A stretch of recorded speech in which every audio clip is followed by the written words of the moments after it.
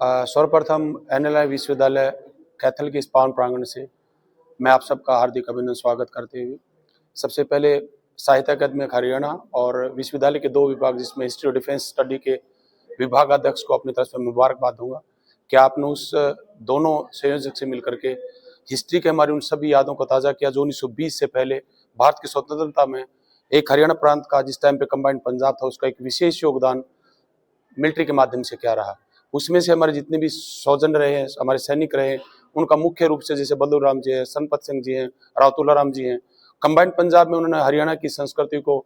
अपनी मिलिट्री के माध्यम से शक्ति के रूप में अंग्रेजों से टक्कर लेते हुए हमें आज़ादी प्राप्त करवाई। आज का जो विद्यार्थी है उसको अपने पूर्वजों के बारे में, अपनी धरोहर के बारे में जानकारी होनी चाहिए। ये एक बेहतरीन पहल है विश्वविद्यालय की तरफ से कि हमारे विद्यार्थियों को उन सभी अपने पूर्वजों के बारे में जानकारी हो जिन्होंने देश की स्वतंत्रता में पर्टिकुलरली अपने हरियाणा प्रांत और पंजाब के कंबाइंड में विशेष योगदान के रूप में जो कार्य किया, उनको आज इस मौके पर हम सभी याद करते हैं और नतमस्तक करते हैं। और विद्यार्थियों को मैं अपनी तरफ से ये जरूर आगाह करना चाहूंगा कि किसी भी विषय को आप पढ़ें लेकिन उस विषय की इतिहास को जानना विद्यार्थी के लिए बहुत ही अनिवार्य परिस्थिति है। आज विश्वविद्यालय के माननीय कुलपति महोदय चेयरपर्सन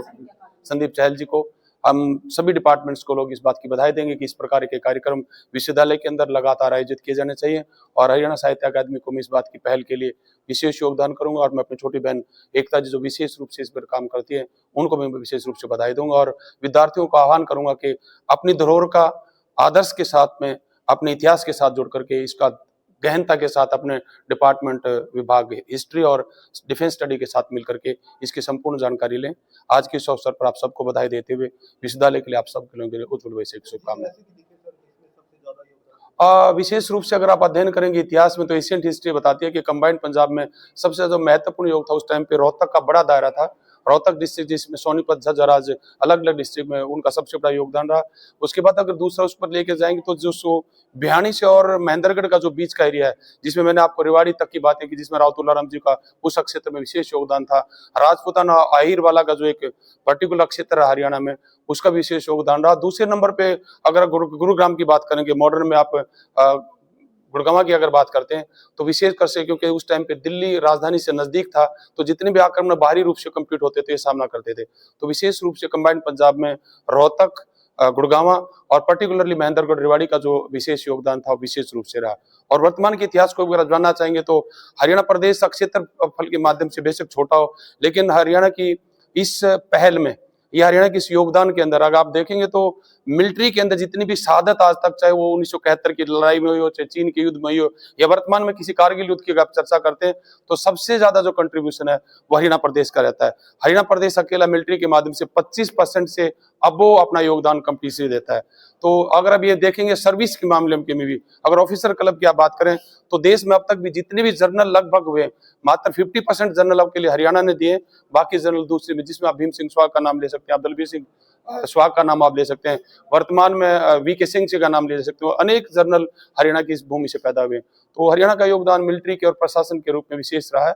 और युवाओं को इससे बड़ी प्रेरणा लेनी चाहिए कि हमारे आदर्श वहां पे हैं तो हम भी बढ़ चढ़ करके अपने देश के लिए, सुरक्षा के लिए, देश की शांति के लिए इस मिलिट्री के अध्ययन करते हुए इतिहास के माध्यम से अपना योगदान आने वाली जनरेशन के लिए विशेष रूप से दें। का 1962 चाइनीज वॉर में मैक्सिमम कंट्रीब्यूशन था,